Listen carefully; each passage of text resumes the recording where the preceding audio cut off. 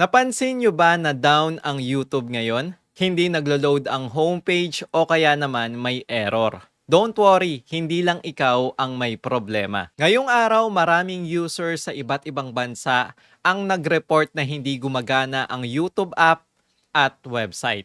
May mga naka-experience ng hindi naglo-load ang homepage, loading lang ang mga videos habang nanonood, at minsan black screen lang tulad nito. Ibig sabihin, possible na may global outage o server issue si YouTube.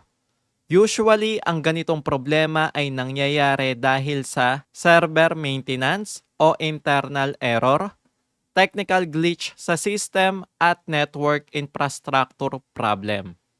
Kadalasan, inaayos agad ito ni YouTube at bumabalik din sa normal after ilang oras.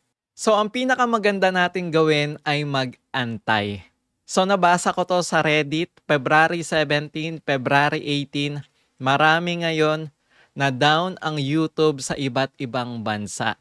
So, kung gusto nyong manood talaga ng video sa YouTube, trinay ko to sa cellphone ko, i-click nyo yung search button, then i-type mo doon yung channel name, then doon mo makikita yung mga videos niya para mapanood nyo.